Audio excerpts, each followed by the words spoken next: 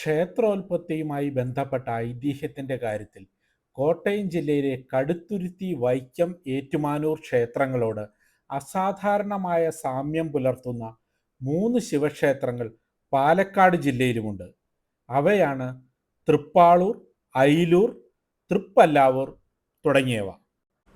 ഇതിൽ തൃപ്പല്ലാവൂർ ശിവക്ഷേത്രത്തിലാണ് നമ്മളിപ്പോഴുള്ളത്. പടിഞ്ഞാറോട്ട് ദർശനമായിരിക്കുന്ന മഹാദേവനും കിഴക്കോട്ട് ദർശനമായിട്ടിരിക്കുന്ന അമ്മ പാർവതീദേവിയുമാണ് ഇവിടുത്തെ പ്രധാന പ്രതിഷ്ഠ. ഒപ്പം നാലമ്പലത്തിനുള്ളിൽ ഉപദേവതകളായി മക്കളായ ഗണപതിയും മുരുകനും അയ്യപ്പനും. ഒരിക്കൽ ഖരമഹർഷി കൈലാസത്തിൽ നിന്നും 3 ശിവലിംഗങ്ങൾ കൊണ്ടുവരികയും അവയിൽ പല്ലിൽ കടിച്ചു പിടിച്ചു കൊണ്ടുവന്ന ശിവലിംഗം പല്ലാവൂരും, വലത് കൈയിൽ കൊണ്ടുവന്ന ശിവലിംഗം തൃപ്പാളൂരും, ഇടത് കൈയിൽ കൊണ്ടുവന്ന ശിവലിംഗം അയിലൂരും പ്രതിഷ്ഠിച്ചു എന്നാണ് ക്ഷേത്രോൽപത്തിയെക്കുറിച്ചുള്ള ഐതിഹ്യം പറയുന്നത്. എന്നാൽ വൈക്കം, കടുത്തുരുത്തി, ഏറ്റുമാനൂർ ക്ഷേത്രങ്ങളെക്കുറിച്ച് പറയുമ്പോൾ ഖരമഹർഷി ചിദംബരത്തു നിന്നും കൊണ്ടുവന്ന 3 ശിവലിംഗങ്ങളിൽ കഴുത്തിൻ്റെ ഇടുക്കിൽ വച്ച് കൊണ്ടുവന്ന ശിവലിംഗം കടുത്തുരുത്തിയിലും, വലതു കൈയിൽ കൊണ്ടുവന്ന ശിവലിംഗം വൈക്കത്തും, ഇടത് കൈയിൽ കൊണ്ടുവന്ന ശിവലിംഗം ഏറ്റുമാനൂരും പ്രതിഷ്ഠിച്ചു എന്നാണ് ഐതിഹ്യം. ഇങ്ങനെ ഐതിഹ്യത്തിൻ്റെ കാര്യത്തിൽ അസാധാരണ സാദൃശ്യമാണ് ഈ ക്ഷേത്രങ്ങളെല്ലാം തമ്മിലുള്ളത്.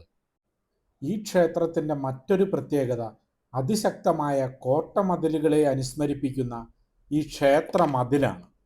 അസാധാരണ വലിപ്പമുള്ള കരിങ്കൽ നിർമ്മിതികൾ ഏതെങ്കിലും ക്ഷേത്രത്തിൽ കണ്ടാൽ അത് ശിവഭൂതഗണങ്ങൾ കെട്ടിയതാണ് എന്ന് പറയുന്നത് പോലെയുള്ള വിശ്വാസങ്ങൾ ഇവിടെയുമുണ്ടെങ്കിലും ചരിത്രത്തിലേക്ക് നോക്കിയാൽ ഇതൊരു പക്ഷേ പല്ലവ അധിനിവേശ കാലത്ത് പല്ലവ രാജാക്കന്മാർ നിർമ്മിച്ചതാകാനാണ് സാധ്യത.